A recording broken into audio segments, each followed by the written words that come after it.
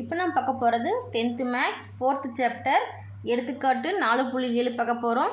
Some பார்க்குறதுக்கு முன்னாடி இது வரைக்கும் நம்ம சேனலை சப்ஸ்கிரைப் பண்ணாதவங்க சப்ஸ்கிரைப் பண்ணி சப்போர்ட் பண்ணுங்கள்.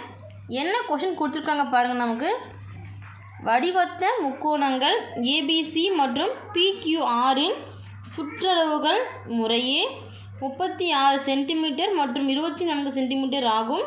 பிக்யூ ஈக்குவல் 10 சென்டிமீட்டர் எனில் ஏபியை காண்க.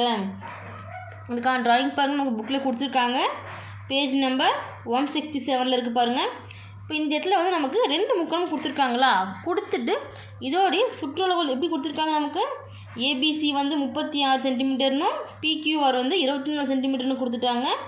கொடுத்துட்டு இங்கே வந்து நம்ம என்ன கேட்குறாங்கன்னா, பிக்யூவோடைய அளவு வந்து 10 சென்டிமீட்டர் அப்படின்னா ஏபியினுடைய அளவு என்ன அப்படி கேட்டிருக்காங்க. சரிங்களா, இந்த இடத்துல பாருங்க ஒரு பாயிண்ட் ஞாபகம் வச்சுக்கோங்க. எப்பயுமே வடிவத்த முக்கோணங்களின் ஒத்த பக்கங்களின் வீதம் அவற்றின் ஒத்த சுற்றளவின் வீதத்திற்கு சமம்.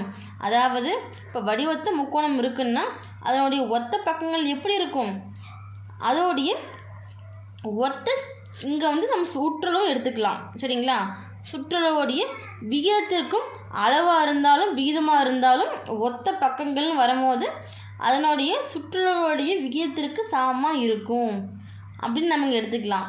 சரிங்களா, அப்போது கொஸ்டின் நமக்கு என்ன கொடுத்துருக்காங்க, முக்கோணம் ஏபிசி அதே போல் முக்கோணம் பிக்யூஆர் என்னென்னு கொடுத்துட்டாங்க, வடி ஒத்தவையாக கொடுத்துருக்காங்க. சரிங்களா, இது நமக்கு விகிதத்தில் கொடுத்துருக்கிறதுனால என்ன பண்ணலாம், ஃபஸ்ட் எப்பயும் போல் ஏபி எடுக்கலாம். ஏபின்னா என்ன வரும், பிக்யூ. அடுத்து பிசி, பிசின்னும் போது என்ன வரும், கியூஆர். அடுத்து இங்கே சின்னு வருமா, சின்னு எடுத்துக்கலாம், ஏசின்னு எடுத்துக்கலாம். நம்ம ஏசின்னு எடுக்கும்போது ஏசின்னு எடுத்தோம்னா இங்கே வந்து பிஆர்னு தான் எடுக்கணும். சரிங்களா,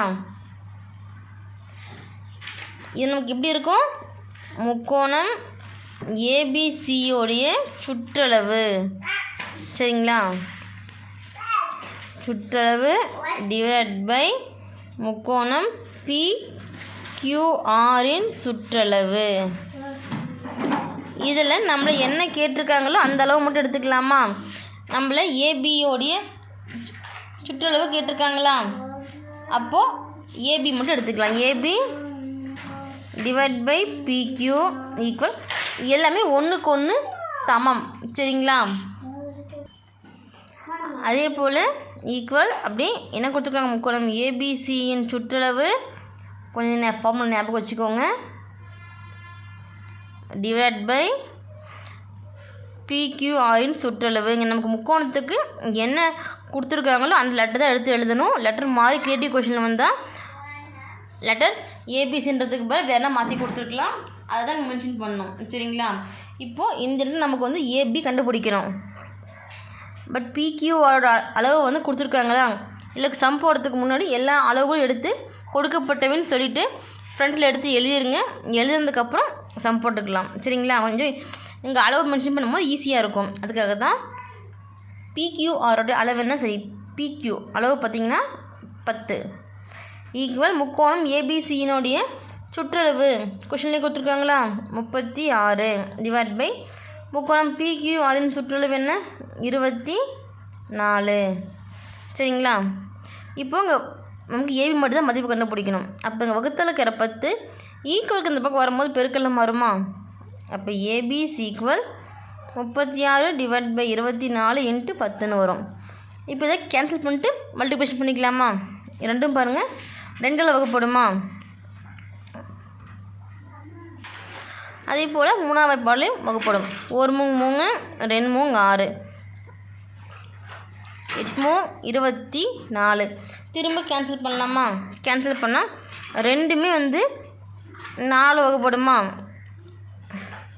8ல் எத்தனை நாள் இருக்குது, 2. 12ல் 3. அடுத்து 10 2 கேன்சல் பண்ணலாமா. 1 2 I 2 10. இப்போது 3யும் 5யும் பெருக்கலாம். பெருக்கலாம் என்ன வரும், 15. அப்போது ஏபி ஈக்குவல் 15 சென்டிமீட்டர். மறக்காமல் பிளாக்கில் கொடுத்து பென்சிலில் பாக்ஸ் பண்ணிக்கோங்க.